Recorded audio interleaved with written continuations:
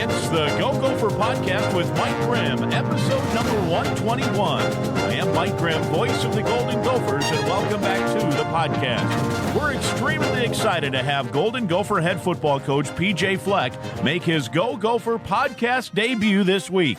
The head coach will discuss spring practice and how it went, the outlook for his team this fall in 2024, the transfer portal and name, image, and likeness, and much more.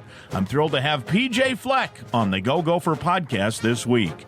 Our Go Gopher Podcast is presented by alumni-owned Sunbelt Business Advisors and True North Mergers and Acquisitions. If you're a business founder planning to exit your business, start by contacting Sunbelt Business Advisors and True North Mergers and Acquisitions. Sunbelt serves more businesses up to $5 million in revenue than anyone, and True North M&A serves companies with revenues up to $150 million. Get a confidential, no cost, no obligation business valuation started today. Hey, make the most of your life's work. Visit sunbeltminnesota.com or tnma.com today. CEO Brian Slipka is a big fan of PJ Fleck. He helps support Gopher athletics in so many ways through Sunbelt Business Advisors and True North Mergers and Acquisitions and other things. Affinity Plus Federal Credit Union is also a big-time sponsor of the Go Gopher Podcast. Life math is complicated, and Affinity Plus Federal Credit Union makes it easier with a local financial expert available to help in person or virtually. You can go to affinityplus.org/Go Gophers for all the info. We're podcasting episode 121 from the Aquarius Home Services studio. We invite you to subscribe to the Go Gopher Podcast. It's free to do so. You can also go back and listen to previous Go Gopher Podcast. Last week, for example, we spoke with former Gopher basketball player Jim Peterson, the very fine TV and now radio analyst for the Minnesota Timberwolves. We talked T-Wolves basketball last week. This week, we're talking football. Golden Gopher football with head coach PJ Fleck. He'll join me next. I'm Clay Geary, walk-on turned scholarship wide receiver for Gopher Football. And I'm Ben Utek, U of M alumni, Super Bowl champion, and Tony Dungy Uncommon Award winner. We understand championship culture, which is why we're part of the True North family of companies. True North invests in only elite teams, like the champion team at Sunbelt Business Advisors, Minnesota's largest seller of companies. To learn more about True North and our diverse family of independently owned companies, visit TrueNorthEquityPartners.com. Beta Bay Boat Club offers a limited number of season-long memberships in our private club and half-day or full-day pontoon boat rentals on Lake Minnetonka. Members have the opportunity to play on luxurious pontoon boats as well as a variety of well-appointed deck boats, speedboats, and offshore boats. Our daily pontoon boats are deluxe, custom-built boats with many amenities and comfortable seating for up to 14 people. Beta Bay Boat Club, Country Club Boating, 24 years in business and voted Minnesota's best 3 years in a row. Please visit us at betabayboatclub.com for more information. We look forward to welcoming you this summer.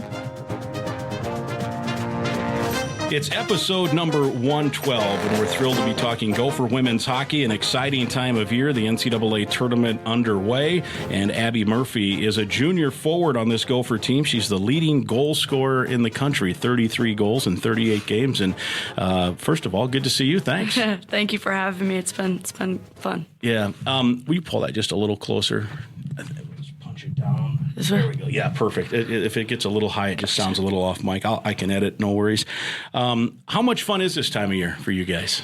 Playoff time, you can never complain about it. It's pretty much do or die for us. So, just the excitement levels that we've had as a team, and we're just honestly excited to go somewhere new. Obviously, it stinks not having home ice advantage, but kind of just lights a fire under you, so we're very excited. Can't wait. At Clarkson on Saturday, it's a 1 o'clock face-off, and a win gets you another berth into the Frozen Four. And you guys have had, in your time here, all kinds of postseason experience, whether it's in the WCHA playoffs and the final face-off or the Frozen face-off or the Frozen Four or what have you. How much can you draw upon those previous experiences now? Because when you look at the roster from last year that made it to the Frozen Four, there's a lot of different pieces now that you guys have been able to kind of forge ahead and have a dynamite season. For sure, yeah. We lost a ton of girls. Almost 10 or 11. Kind of crazy. A lot of leadership roles that have left, but a lot of kind of things that have been filled this year, which has been super cool to see by even our younger girls, those roles that they're playing. It's been awesome, I mean, it is kind of tough going from winning the final face-off last year to not winning, but I mean, you live and you learn. It stinks, but it's kind of part of how it goes sometimes. So we're just excited we made it in. We're lucky, we're grateful. So just excited for what's next. And when it's hockey and you're down to 8 teams and you hopefully get down to 4, then it really becomes anybody's game anyway. Obviously, you guys are highly talented anyway, but you think about last year, the team that ended up winning it didn't win the WCHA playoffs, right? So at this point, anything can happen. It's full steam ahead, right? Yeah, I mean, that's why you got to kind of just come ready to play no matter who you're playing. So that is kind of the fun of it, It can go either way, so it will be interesting. So as a team, and I don't bring it up because I want to, bring up a probably what was not the best moment of the season, but to have that weird late, they pull the goalie and then they bounce it in off of your goalie's back with 9-8 seconds left. Yeah. To recover from that now and now have to get going, how do you guys as a team and how do you as a player handle that to say, all right, that really stunk. I mean, how you couldn't make it up, and then now, hey, we've got other things to do here that can even be better. Yeah. I mean, oh gosh, that was a real punch in the gut. I mean, that just hurt. Unfortunate, unlucky. I mean, it sucks, but like we said, it's in the past now.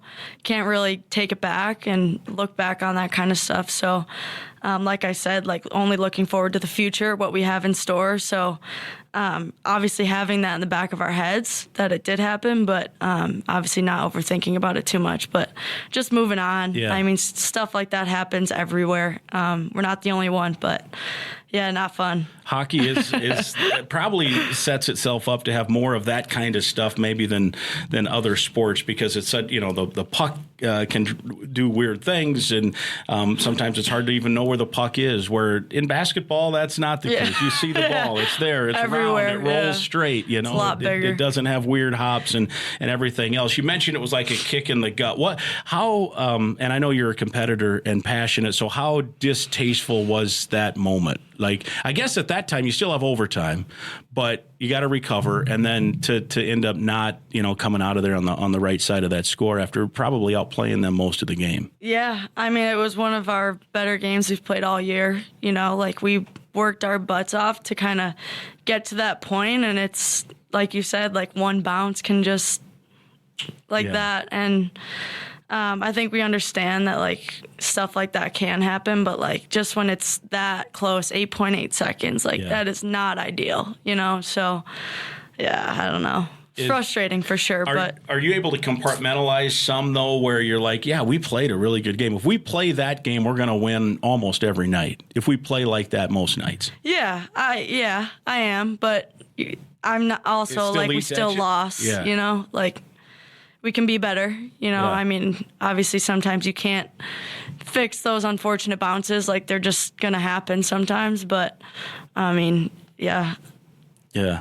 As you mentioned, you missed or lost, I guess, all those players from last year. Some of them now playing pro hockey, which I want to ask you about later in the podcast about this, the great, cool new pro league that's coming out, which has to be just a great thing for one, players your age, but players younger too, sure. That all of a sudden, man, we have something to go here. But I want to ask you, specific. You lose a lot of those players.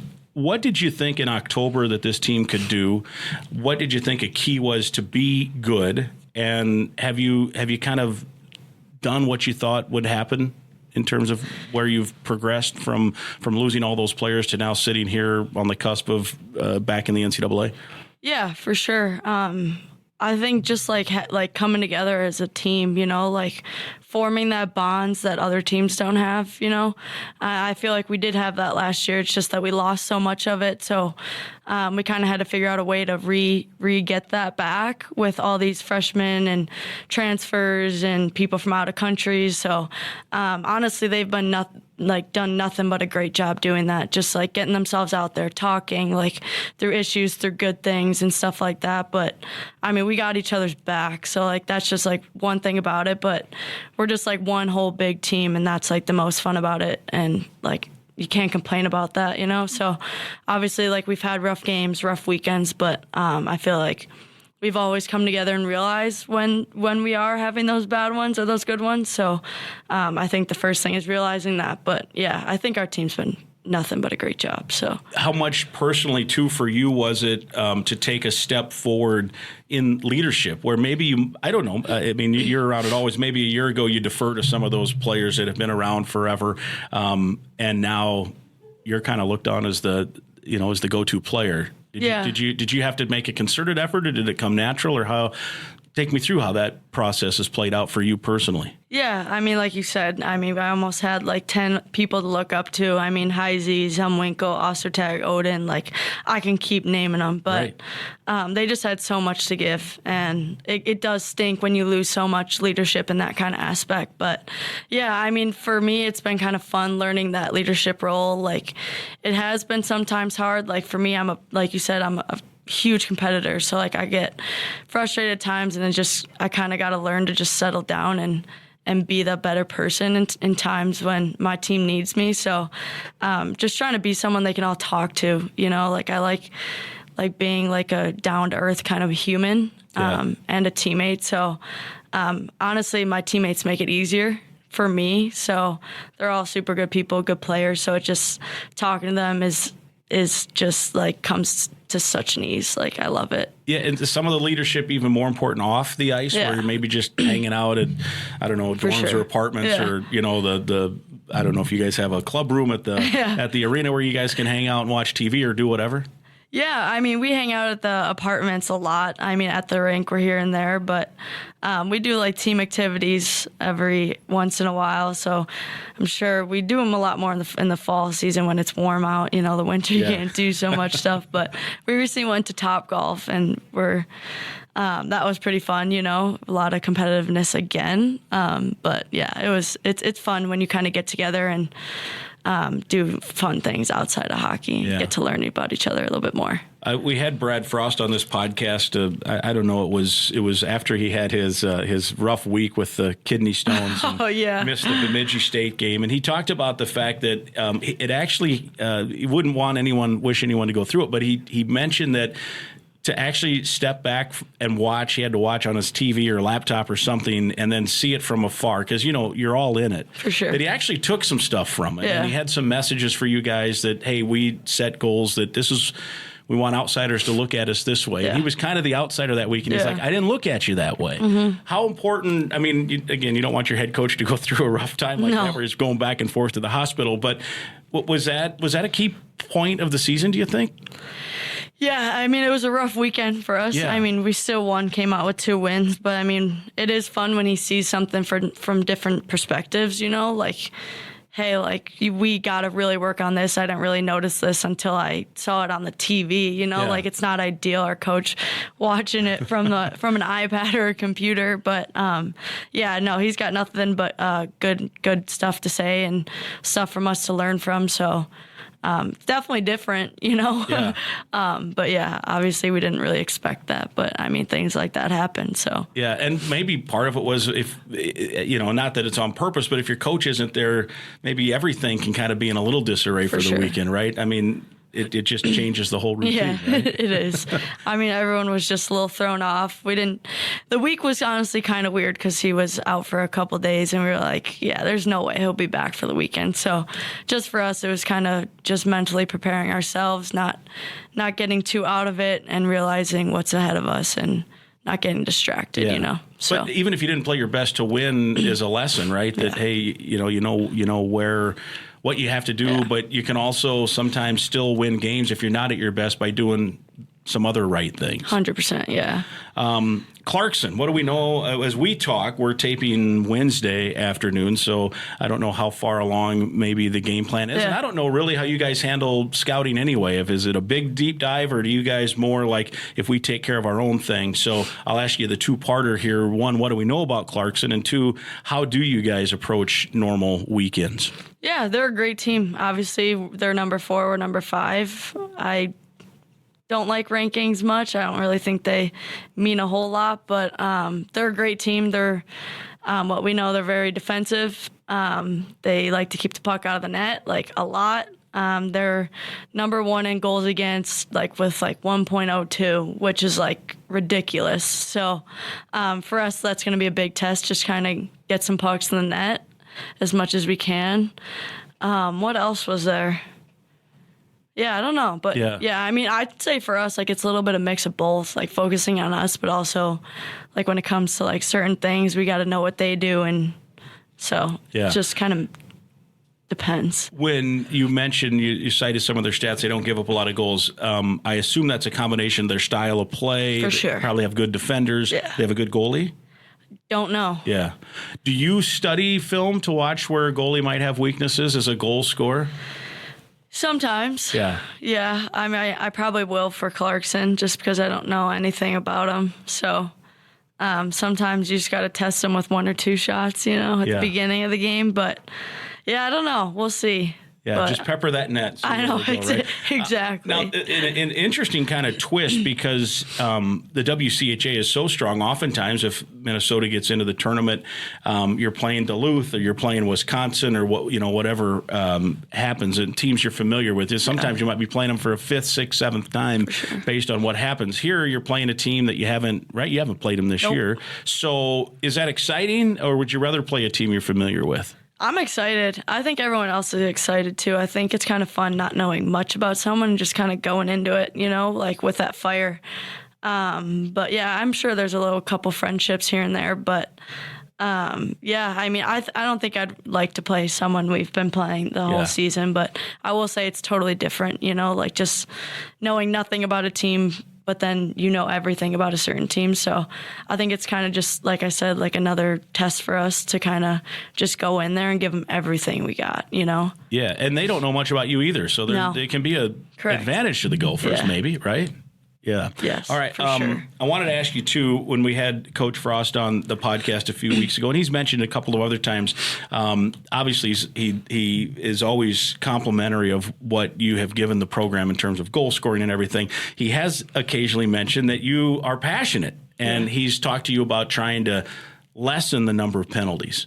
Right? So take me through what that's been like for you as someone who is a competitor. And it isn't always the case in hockey, right? Where the top goal scorer is also maybe, an enforcer, someone that's going to get physical. Yeah. And you're a physical player, passionate player, emotional player, and a goal scorer. Yeah. So take me through your journey through hockey. 1, where did that fire come from? And 2, you don't want to put a total governor on it because that's part of what makes you good, right? Yeah, for sure. Well, first off, my dad was a Marine. Oh. Mom was a softball player. She played for so long. She did so much, had a couple injuries. And now I got 2 older brothers. So that doesn't tell you a lot. Got tossed around a lot as a little child. And I wasn't afraid to give it back to him. Fight back, right? Yeah. I was never afraid to punch my brothers back, but then I'd probably punch and run. But yeah, I mean, I've been the same player I have since I started playing hockey. I'm not going to lie. Like, I feel like if I wasn't this, like, kind of player that I have been, like, I wouldn't even be here. So I'm grateful for it. And I'll never change. I would like to get less penalties. Yes. Like, I do not enjoy being in the penalty box, believe it or not. Like, it's not fun, but sometimes it's just like, sometimes I feel like the call is already going to come before it even happens. So, but yeah, obviously still working on that, still trying to get better at that, learn what I can do and not do. So, but yeah, the competitiveness, the drive, it's always been there. 2 older brothers who played sports and were athletes too. My other brother's D2 at St. Cloud Wrestling. He's going to nationals this weekend, and like he's got that same amount of meanness in him too. Trust me, like it's insane. Like I'm grateful for it, and they help me, push me to kind of have that passion, have that drive, and be that competitor I am. That's awesome. Yeah. So take me back. Can you remember, maybe a specific moment that you and your brothers are, whatever, wrestling, fighting, I don't know, whatever, and they were like, whoa, she means business here. Yeah, we used to have fighting matches in our basement. Like legit just straight fights? Yeah, straight fighting. Yeah, like when I was actually like So my middle brother, he's like the toughest one out of us three. So it's me, Pat, and then Dom. Dom's the wrestler. And he was like not as strong when he was getting older. Like in like grammar school, he was getting there. But like once he reached high school, we never messed with him like ever. So like in grammar school. This is the middle or middle one? Yeah. Middle, okay. Pat. Dom. Pat's gotcha. a nurse now. Gotcha. So, gotcha. Yeah, but I mean. So Dom's the wrestler. I got to get this straight. So he's the guy we're not messing with him. Correct. Yeah. Ever. Yeah. No. Like, Gotcha. But I would mess with them at like in the basement when I was younger all the time because I feel like I could actually give them a fair shot. Like I'd throw punches, they can't punch me, but they can like tackle me, you know. But if I got them in the right spot, the right rib, like my brothers were wheezing and my dad's like, "Nice punch," and I'm like, "Yeah," I'm like, but they can't punch me back, right? Like it was lucky, I had an advantage, you know. But second I got hit, I was like, I'd just give it all. I'd go ham. Yeah. I wouldn't stop until pound. Yeah. That's good. So, how did hockey get introduced to you? Yeah, funny story. None of my family played hockey, so I had a neighbor directly across the street from me, back home in my hometown, Evergreen Park, and he played hockey in high school, and then in college he went to Montana, but he was always playing like rollerblade in his backyard, and I'd be that like weird little neighbor just like peeking over the fence and everything. And he asked me one day if I wanted to come and play, and I'm like, heck yeah. I bought rollerblades. A couple days later, went over to play with him, and then a couple weeks later my parents were like, we're gonna buy you some hockey skates. And then he helped me skate pretty much off that. So wow, different. We should set the backdrop for those that aren't familiar. You're not from Minnesota, where maybe it's more likely that you would just put on some skates. You're from Chicago, right? So not that that hockey's not big there. It is. The Blackhawks are there, and there's all kinds of good stuff there. That said, I would guess it's still a little different culture. You're more Super likely to pick up a basketball than hockey skates. So you lucked into it a little. Heisey was the same way. She was on, and she said that. Now, her family is all basketball. Yeah. And then I think it was a friend or a neighbor that they started, and they started driving up to the city. So which is great, right? It offered you an opportunity. So then how old were you? And then when did you first get onto an ice rink? I want to say I was 6 when I started getting into the idea of hockey. But I want to say right 7.5, I started skating and everything. And then I had a local team called St. Jude, and then I started playing boys there for a couple years, and then I moved to the Chicago Mission. Yeah, and that's the girls. Yes. But you played boy. That's what Vetter played boys all the way up through, right? Yeah. And that's not that uncommon. No. And I would think more common maybe in Chicago, where the girls' leagues probably, maybe they are now, hopefully, but maybe when you were young, there weren't a lot of them. No, there weren't. And now there are. You don't have to even play boys anymore, which is so cool.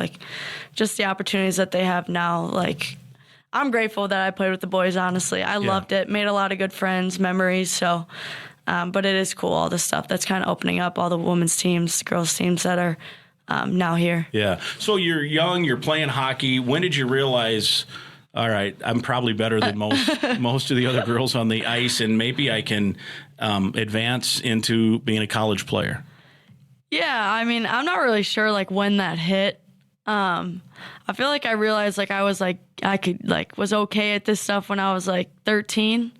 Hey, I got a pretty good I'm experienced, I'm scoring goals, I'm doing that. And then 14, we had a college coordinator who was your daughter's really good. And I'm all right, I think I want to do this for the rest of my life. So I had a lot of really good people, mentors to look up to at Chicago Mission. So it made everything a lot easier, made me into a great hockey player. So I'm grateful for that. I mean, they are such special people over there. So that experience was really cool. And you rollerbladed to the podcast. Yeah. So you're still using rollerblades. Nice weather out. Can't complain. They're playing, as we're talking, they're playing baseball at Siebert Field, St. Olaf in Minnesota. There's girls' high school tournament basketball across the street from Ritter Arena at Williams Arena and at Maturi Pavilion. So it is a fun time of year, and it's beautiful weather. So it all started with your neighbor on rollerblades, and here we are. Chicago Mission. Now in Illinois, they don't have sanctioned high school girls hockey, or do they now? They do, a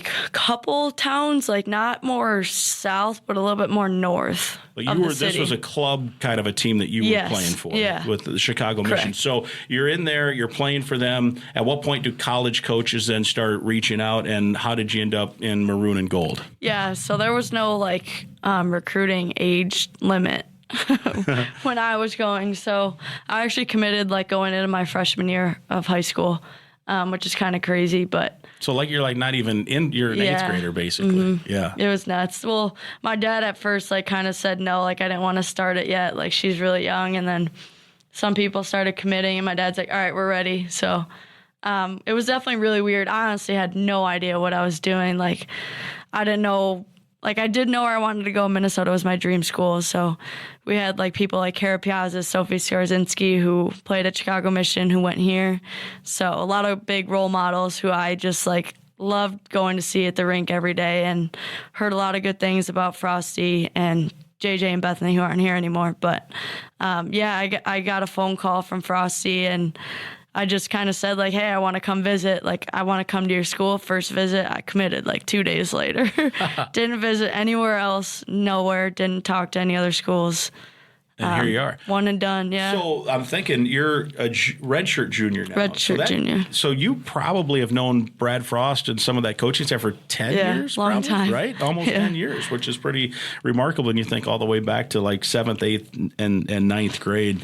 Let me mention our sponsor here real quick, and then we'll continue with the podcast. We want to thank Affinity Plus. They're big Golden Gopher supporters. They especially love hockey. They are your local credit union, proudly serving Minnesota since 1930. If you're a current Gopher student or a proud Gopher alum, you're eligible to join this financial that wants to build a meaningful banking relationship and put you first. You could meet with a local employee at any of their branches statewide, including right off campus in Minneapolis. To learn more or find other ways to connect, go to affinityplus.org/Go Gophers. That's affinityplus.org/Go Gophers. Affinity Plus Federal Credit Union, federally insured by NCUA. They support the Gophers. And, of course, as always, we have a gift card for you to enjoy at the courtesy of Affinity Plus. So thank you very much. Yeah, they're awesome. We appreciate their support. They're doing Special Olympic stuff too. They're one of the main supporters. Oh, no way! All these polar plunges. That's awesome. They're big into that. Didn't know that. Tip of the cap to our great friends at Affinity Plus.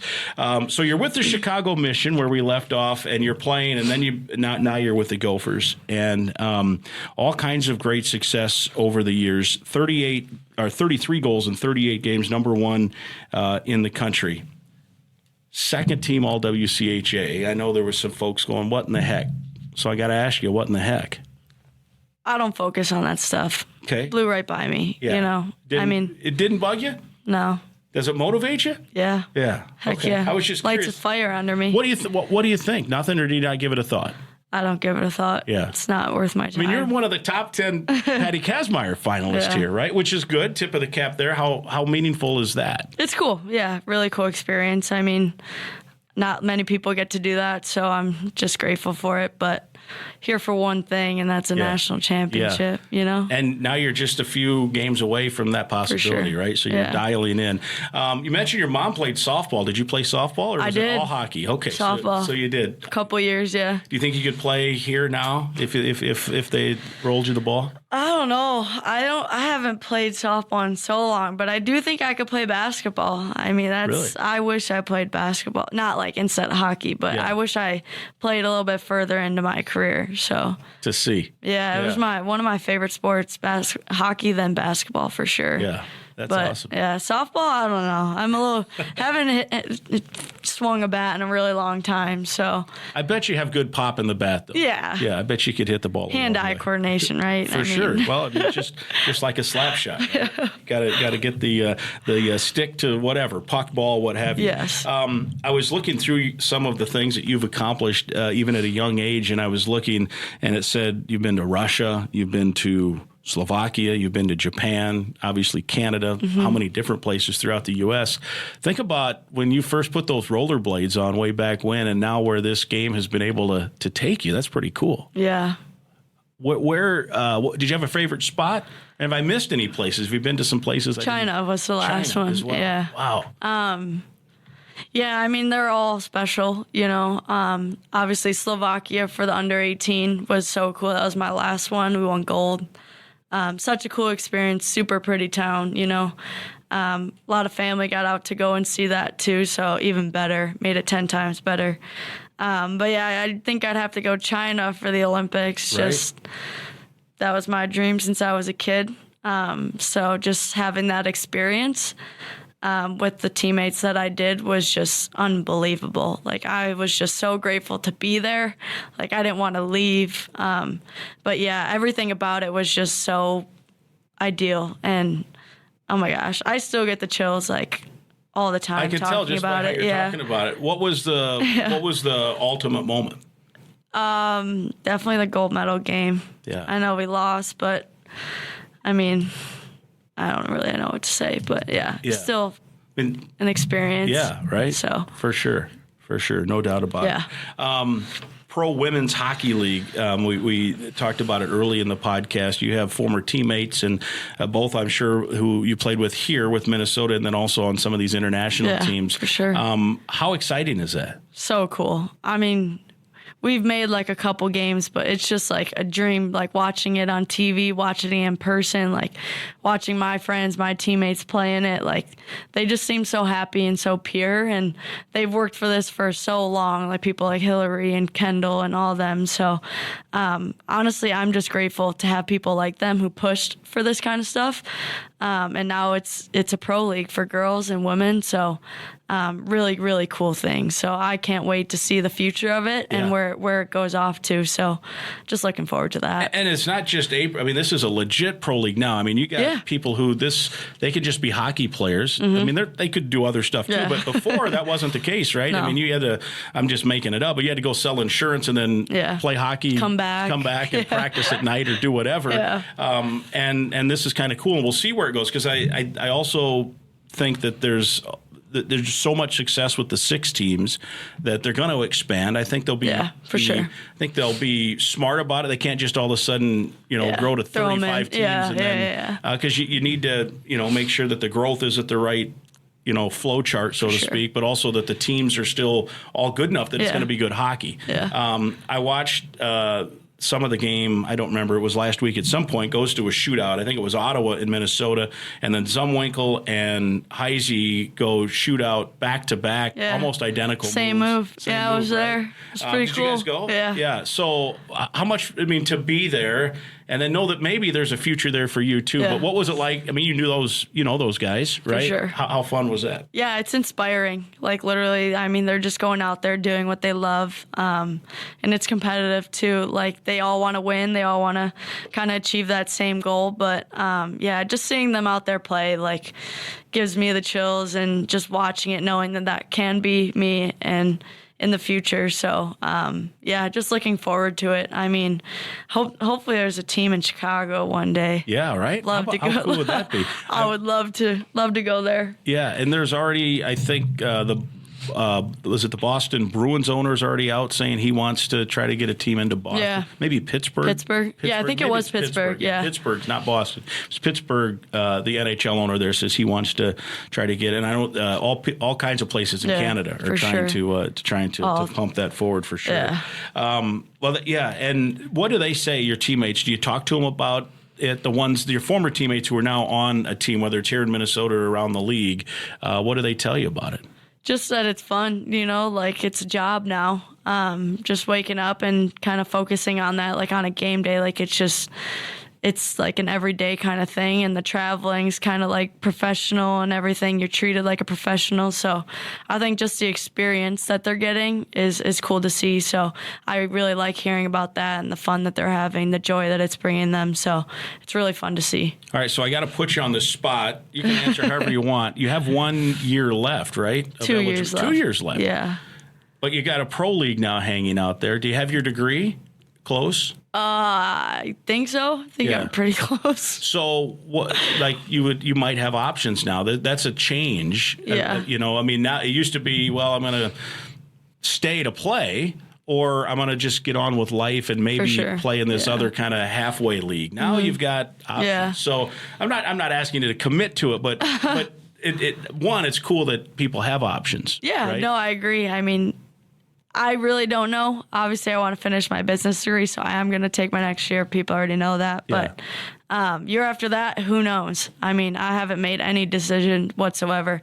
I haven't even thought about it. It's a long ways away, so not really too worried about that yet, but for sure taking my next year. So, but yeah, options are very nice, like you said. So it's nice having that option too. So it's pretty special. And first things first, Clarkson on Saturday, and then down the road, hopefully all the way to the Frozen Four. Yeah, that's right. Yeah. We're looking forward to it. No doubt. I'm looking forward to watching. Thanks so much for joining us. It was awesome to get to know you and awesome to hear about your background. And your dad's a Marine and your mom's a softball player and your brother's got beat up by you. Yeah, heck yeah. Thank you for having me. Yeah, thanks so much. It's episode 112, Abby Murphy. My thanks to Gopher hockey star Abby Murphy for being my guest on this week's Go Gopher Podcast, episode number 112.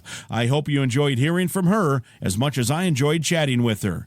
Episode 112 is presented by Sunbelt Business Advisors and True North Mergers and Acquisitions. If you're buying or selling a business, visit sunbeltminnesota.com or tnma.com. We're also partnered with Affinity Plus Federal Credit Union. Score your goals. They're happy to make the assist. You can learn more at affinityplus.org/Go Gophers. affinityplus.org/Go Gophers. Again, I'd invite you to listen to past podcasts, and please be sure to subscribe to the Go Gopher Podcast right now. It's free to subscribe and free to listen at any time. And please share the link to the podcast with others so they can subscribe and listen as well. We'll talk again next week.